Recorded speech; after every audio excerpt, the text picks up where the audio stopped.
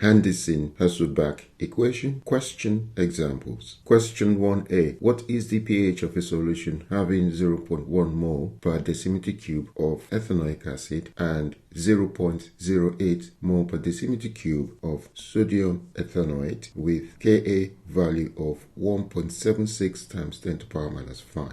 1b. What is the pH of a solution having 5 milliliter of 0.1 mole per decimeter cube HCl were added to 100 milliliter of the buffer solution in question 1a?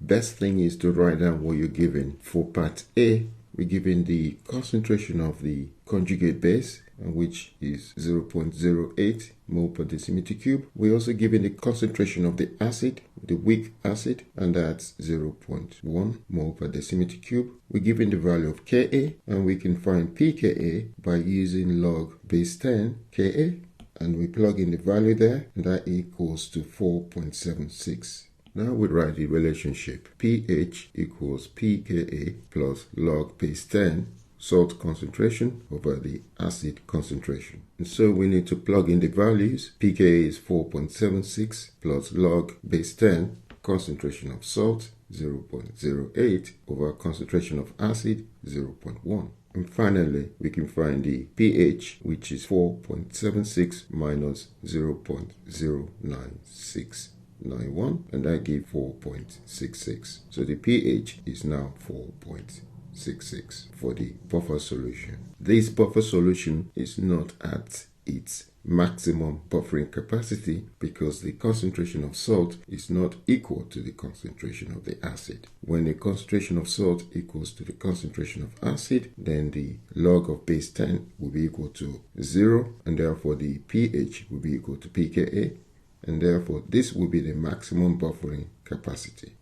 But because of the salt and the acid are not in the same concentration, therefore the pH is not going to be equal to the maximum buffering capacity. So the maximum buffering capacity will be 4.76, but it's less. So we got the buffer solution. We know it's 4.66. In that solution, we have decided to add hydrochloric acid. We expect the pH to go down slightly and not have too much effect on the buffer solution. The given is 1 liter is 1 decimeter cube. 1 milliliter is, well, the milli is 10 to the power minus 3, so that will be 10 to the power minus 3 decimeter cube, because 1 liter is 1 decimeter cube. 5 milliliter, we just times it by 5. 100 milliliter, we just times it by 100. And 100 milliliter is 0.1 decimeter cube. And that was given here. We go 100 milliliter of the buffer solution. We go 5 milliliter of the acid with a concentration of 0.1 added to the buffer solution. This is mole. Mole equals concentration times volume. This is our buffer solution. We've got the weak acid and the conjugate base, and these are the concentration of weak acid and the concentration of the conjugate base. This is the acid HCl that we're adding to that. So that's why it's plus the acid here. So that acid has been added to the buffer solution. The volume of the buffer solution is that one here, which is that, because that's what we're given. And the volume is the same for the base, because that's what it's the buffer solution. And the mole of the buffer solution will now be the concentration times volume, which is that, and the concentration times volume for the base as well, which is that. For the acid, we know the concentration is 0.1, it's right here. And the base, the volume of the acid is this one here, 5 times 10 to the power minus 3 decimeter cube. And the mole of the acid, which you're adding to the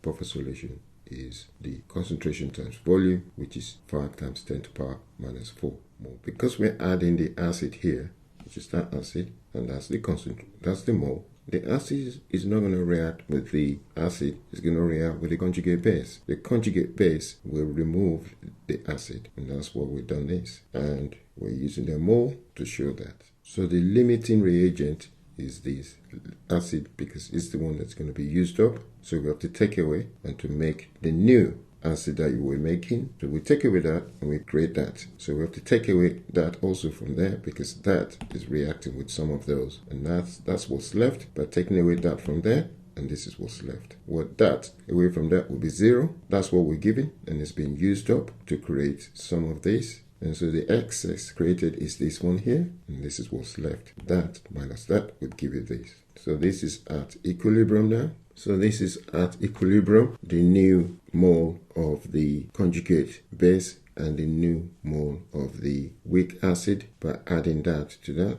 we know that concentration is mole over volume. If we have concentration over concentration, the mole of the conjugate salt over its volume divided by, that's that divide, by the mole of acid, weak acid over its volume. They have the same volume. So all I've done is write that concentration in terms of mole over volume. Likewise, that concentration in terms of mole over volume. Because this is a fraction, I can do the fraction times the reciprocal of that fraction. So that's that fraction there times the reciprocal of that, and that the volume cancels volume. So now I can express the ratio of their concentration in terms of the ratio of their mole.